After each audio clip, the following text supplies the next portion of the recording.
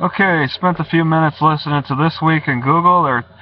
They mentioned the Brian Williams story, and I think it's silly how they're trying to forgive him and saying he has this memory lapse.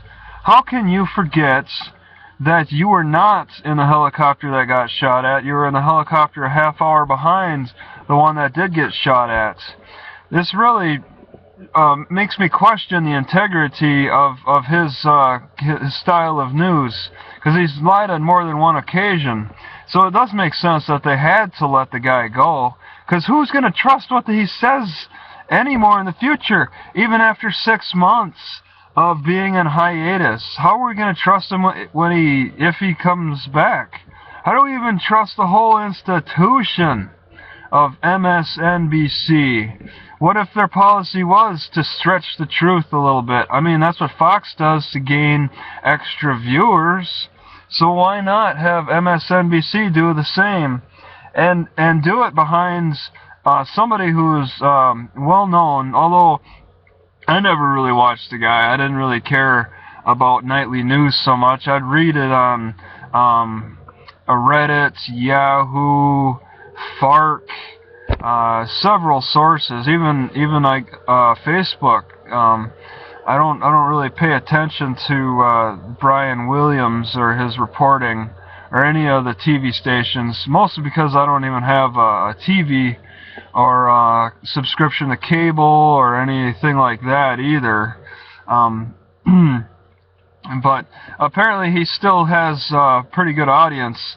I mean, I've noticed, well, when I used to talk to my dad a few years ago, he'd watch the nightly news. I'd see that he'd have it on at 5 o'clock every evening. He'd watch it. That's a habit I've never formed myself. But there is still somewhat of a target. Although the population is dying off, there's still somewhat of a target audience for personalities like Brian Williams. Maybe it's a good thing they let him go. Maybe they do need to take another look at how they compete, how they can compete in this new type of information world.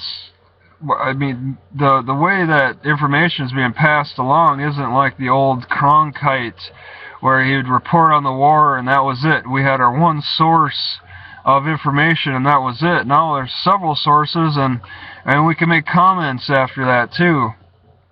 And I actually prefer just getting a little bit of the news and then going right to comments and seeing what the uninformed people have to say.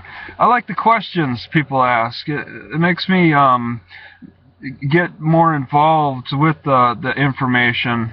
And I had no idea about the Brian Williams stuff until the whole just them letting him go and the controversy, until I listened to This Week in Google. And it's ridiculous. You're gonna lie about being in. Oh, I was in this helicopter that got shot at by an RPG, and I stared down the barrel of the RPG that shot at us, and he wasn't even there.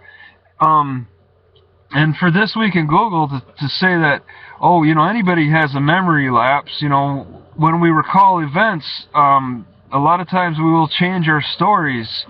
And visualize it different. In a way, and they talked a little bit about 9/11. In a way, I feel like I was there almost, watching it on TV. It really felt like it came to life. I watched it on this, when I was in college in 2001, this big 52-inch TV, so I had this huge screen. I could sit right up close to it. There was only like 2 or 3 other people also staring at the screen in shock and awe.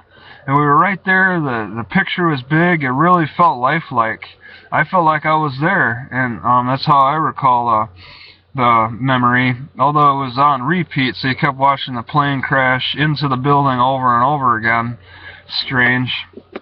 But I mean, I expect integrity in my news. Darn it. And to hear about even though I don't listen to Brian Williams, to hear about him lying about it, I hold myself to a higher standard, and I expect other people to do the same, especially somebody who's supposed to be in the national spotlight like Brian Williams is. Thank you.